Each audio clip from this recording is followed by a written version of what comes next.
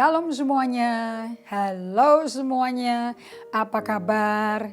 Semingguan ini bagaimana kondisi Anda? How is your relationship with God? Bagaimana hubungan Anda dengan Tuhan?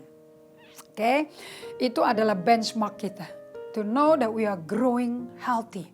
Seperti Pastor If bagikan bahwa kita targetnya untuk tahun 2020 adalah being healthy spiritually, emotionally, relationally, physically. Kembali kita masuk ke dalam pembagian bagaimana menjadi pemimpin yang memimpin dari hubungan yang intim dengan Tuhan versus hubungan mekanikal. Kalau mekanikal melihat Allah sebagai penolong kebutuhan Anda. Kalau relational, you want to meet God because of who is God. Atau saya katakan, you waiting for God own self. Instead of waiting for God for His help. Okay. Jadi Anda gak kasih daftar checklist Anda ke Tuhan, tapi Anda memeluk seperti Maria Magdalena waktu ketemu Yesus di kuburan itu, dia peluk, dia berampuni, dia lari dalam semua peluk, tapi Tuhan bilang jangan pegang dulu karena aku mesti persembahkan darah ini kepada Allah Bapa, right? Nah hari ini kita belajar bahwa efek daripada tidak memiliki hubungan pribadi dari hari ke hari. Hubungannya mencintai dan cinta mula-mula. Karena ini peringatannya Yesus ya di jemaat Efesus tuh di Wahyu 2 tuh. Aku mengatakan satu celak loh di kamu. Padahal mereka gigih benar-benar radikal pelayanannya. Benci rasul palsu. Namun kamu udah jatuh karena kamu meninggalkan cinta mula-mula. Nah, pelayanan seperti ini adalah pelayanan yang digambarkan oleh Raja Saul. Ditolak sebagai raja, tapi kan gak langsung mati. Pada waktu dia mati 1 Tawaris 10 ayat 13 mengerikan.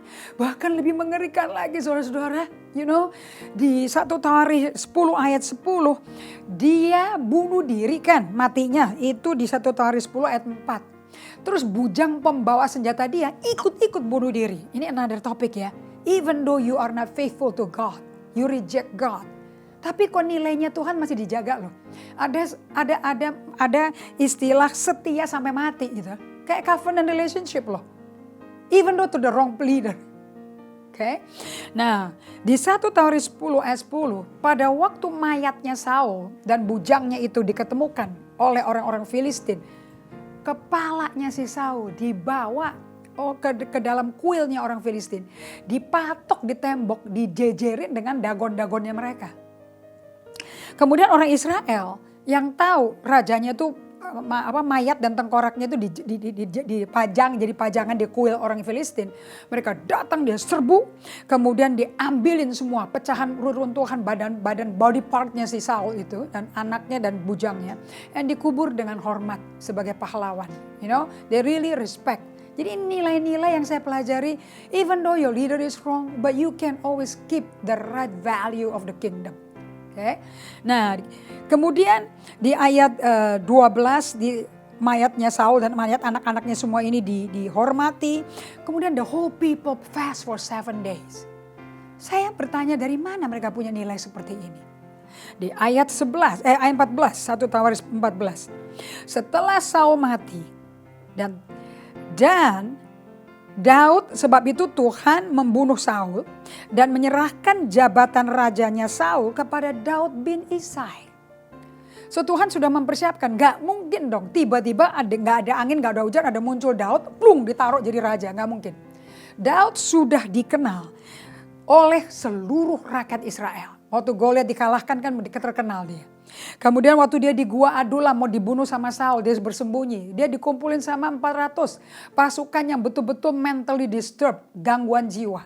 Namun 400 pasukan emotionally unhealthy berubah menjadi 600 pasukan luar biasa yang berani mati bagi Daud. Sampai Daud kecapean perang. Dia bilang, aduh kalau ada orang yang bawa air dari perigi Bethlehem. Mereka bayar harga lewat ke perkemahan Filistin, ambil air dari Bethlehem, dikasih ke Raja Daud. What a loyalty. Loyalitas yang gila-gilaan. That's because of a covenant. Okay? So Daud itu dikelilingi pemimpin-pemimpin yang dia besarkan. Mereka tidak dibesarkan by theory, but by walking, living, and copying, and being with him. Day by day. So pemimpin yang andal adalah pemimpin yang dibentuk di musim susah.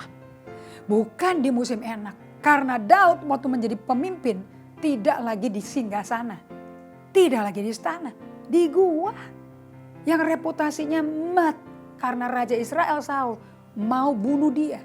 Gara-gara apa? Emotionally unhealthy. Saul iri sama Daud. Dia takut kehilangan pamor, dia takut kehilangan pengikut. Dia takut kehilangan tahtanya, sampai bencinya, insecurity-nya menimbulkan benci. Akibatnya dia mau bunuh terang-terangan secara fisik di meja makan, mau dibunuh Daud. Come on people, it's urgent that emosi kita menjadi sehat di musim pandemi ini. Jangan neglect a day without coming to your lover, Jesus Christ. Dari Sweet Spot Pastor Indri, saya berkati kalian semua to grow in your walk with God. God bless you.